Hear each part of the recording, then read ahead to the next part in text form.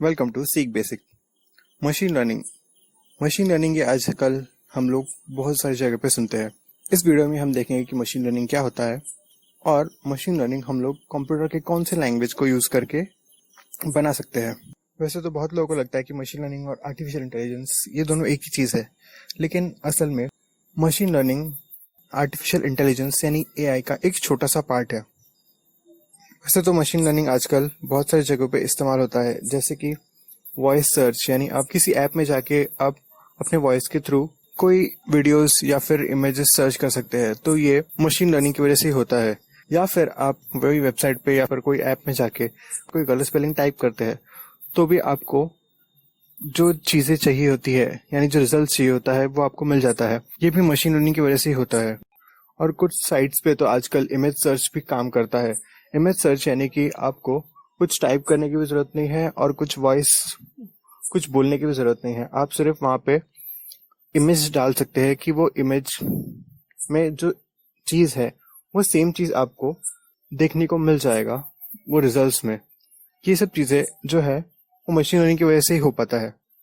तो machine learning काम कैसे करता है वो अभी हम देखेंगे। अभी जो हम लोगों ने छोटा सा एग्जांपल देखा कि गलत स्पेलिंग डालने के बाद भी मशीन लर्निंग के जरिए हमें सही रिजल्ट मिल जाता है, ये एल्गोरिदम्स की वजह से मिलता है।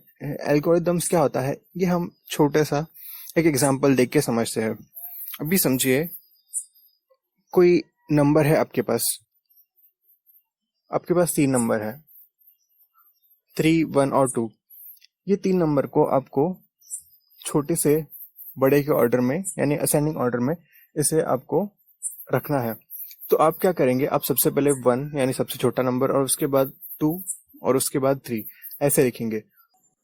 तो ये जो हम नंबर को असेंडिंग ऑर्डर में लगा इसे हम सॉर्ट बोलते हैं। तो ये जो है वो एक एल्गोरिदम है जिसे हम सॉर्टिंग कहते हैं। तो ऐसे बहुत सारे अलग अलग एल्गोरिदम्स है। इसके ऊपर हम एक पूरा वीडियो बना सकते हैं, यानी कि पूरा एक सीरीज ही बना सकते हैं इसके ऊपर, इतने सारे एल्गोरिदम्स है। तो एल्गोरिदम्स अपने अपने तरीके से काम करता है और इसी तरीके का एल्गोरिदम की मदद से हम अगर कोई गलत स्पेलिंग टाइप करते हैं उसकी वजह से वो उसके पीछे बैकग्राउंड में कोई एल्गोरिदम काम करता है और उस एल्गोरिदम की वजह से ही हम जो गलत स्पेलिंग है उस गलत स्पेलिंग को देखते हैं कि अगर ये स्पेलिंग इंग्लिश में है तो इंग्लिश में हम जो वर्ड्स है हमारे पास उसमें से ये वर्ड कौन से वर्ड के साथ सबसे ज्यादा मैच करता है, तो वो वाले वर्ड को हम कंपेयर करके वो वाला वर्ड हमें इस्तेमाल करते हैं। और ऐसे ही हम जो चीजें इस्तेमाल करते हैं वो होता है मशीन लर्निंग के जरिए। लेकिन यहाँ पे तो हमें ये चीज पता है कि ये कोई लैंग्वेज है और उसके बाद हमें कोई वर्ड है, तो वो हमारे पास ऑलरेडी उसका एक डेटा है। डेटा यानी अभी समझिए इंग्लिश ये एक लैंग्वेज है। उसके बाद वो जो वर्ड है वर्ल्ड, ये भी एक वर्ड है उस लैंग्वेज के अंदर।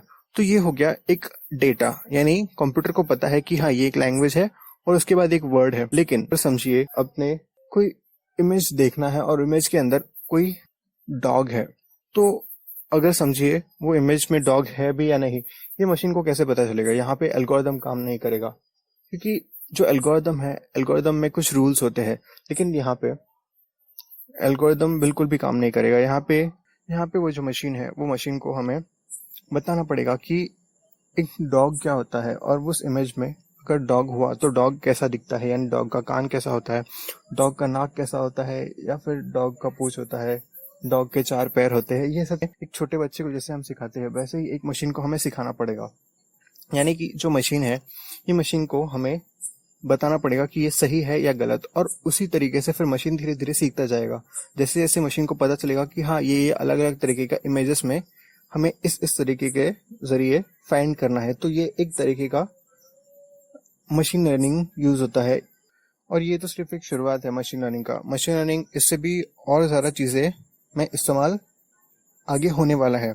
जैसे कि आप कोई सेल्फ ड्राइविंग कार देखेंगे फ्यूचर में, यानी कि एक ऐसा कार जहाँ पे कोई ड्राइवर की जरूरत नहीं है, जो ऑटोमेटिकली चलेगा, वो भी मशीन लर्निंग के थ्रू हो सकता है।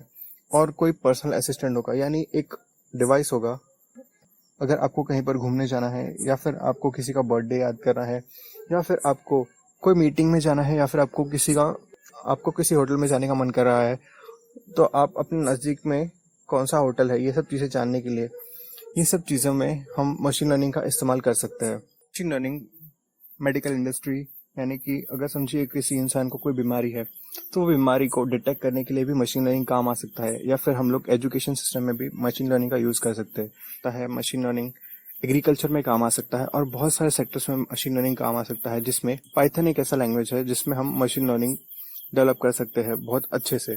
तो अगर आपको पाइथन सीखना है तो ये कुछ वेबसाइट्स है जहाँ पे आप जाके फ्री में पाइथन सीख सकते हैं। ये सब वेबसाइट्स के लिंक आपको नीचे डिस्क्रिप्शन पे मिल जाएंगे। अगर आपको वीडियो अच्छा लगा तो लाइक और कमेंट जरूर कीजिए, और अगर आपने अभी तक चैनल को सब्सक्राइब नहीं किया है तो सब्सक्राइब जरूर कर दीजिए। Thank you.